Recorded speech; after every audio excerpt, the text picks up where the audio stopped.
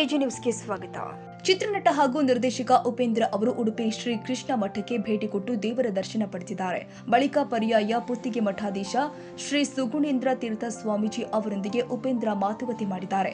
ಇದೇ ಸಂದರ್ಭದಲ್ಲಿ ಉಪೇಂದ್ರ ಅವರನ್ನು ಸ್ವಾಮೀಜಿ ಗೌರವಿಸಿದ್ರು. ಬಳಿಕ ಗೀತಾ ಮಂದಿರ ವೀಕ್ಷಿಸಿದ ಉಪೇಂದ್ರ ಗೀತೋತ್ಸವ ಸಮಾರೋಪದಲ್ಲಿ ಭಾಗವಹಿಸಿದ್ರು. ಬಳಿಕ ಮಾತನಾಡಿದ ಉಪೇಂದ್ರ, ಜನಗಳ ಆಶೀರ್ವಾದದಿಂದ ಯುಐ ಸಿನಿಮಾ ತುಂಬಾ ಚೆನ್ನಾಗಿ ಹೋಗ್ತಾ ಇದೆ.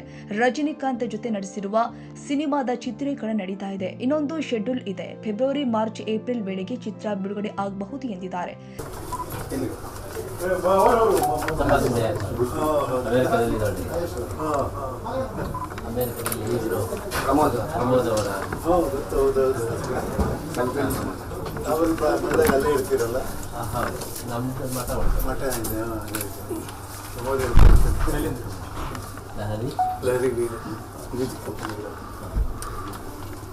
ರಾಜೇಶ್ ಭಟ್ ಮೊನ್ನೆ ಬಂದು ಆಶೀರ್ವಾದ ತಗೊಂಡು ಹೋಗಿದ್ದೆ ಬಾಂಬೆ.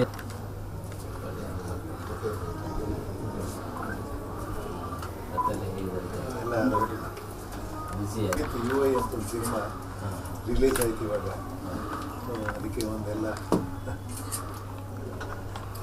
ಎಲ್ಲ ಗೀತೆಯ ಪುಸ್ತಕಗಳು. ಹೌದೌದು, ಅದನ್ನ ಮಾಡ್ತಾ ಇದ್ದು ಹೇಳಿ ಅಂತ ಇದು ಕೊಟೇಶನ್. ಹೌದು, ತೆಕ್ಕಟ್ಟೆ ಬಡಾಕೆರೆ.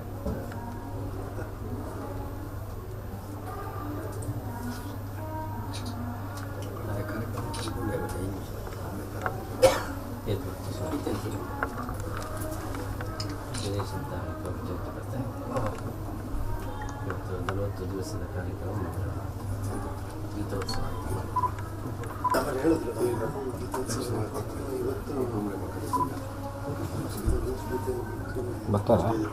ಕೃಷ್ಣ ಮಠದಲ್ಲಿ ಉಪೇಂದ್ರ ನೋಡಲು ಅವರ ಅಭಿಮಾನಿಗಳು ಮುಗಿಬಿದ್ದಿದ್ರು.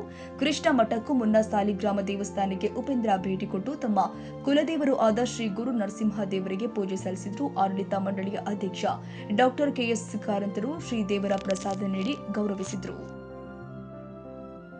ಕನ್ನಡಿಗರ ಮೆಚ್ಚಿನ ನಿಮ್ಮ ಎಜೆ 24/7 ನ್ಯೂಸ್ ಕನ್ನಡ ವಾಹಿನಿ ಇದೀಗ ಟಿವಿಯಲ್ಲಿ ಲಭ್ಯ.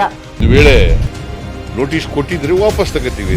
ಇವತ್ತು ವಕ್ಫ್ ಪ್ರಾಪರ್ಟಿ ಅಂತೇಳಿ ಬರ್ತದೆ ಅಂತ ಹೇಳಿದ್ರೆ ರೈತರು ಬೀದಿಗೆ ಬಂದ್ರೆ ಏನ್ ಮಾಡ್ಬೇಕಾಗುತ್ತೆ? ಯಾರು ವೋಟ್ ಹಾಕಲಿಲ್ಲ ಅಂದ್ರೆ ಗ್ಯಾರಂಟಿನೆಲ್ಲ ಸ್ಟಾಪ್ ಮಾಡ್ಬಿಡ್ತೀವಿ.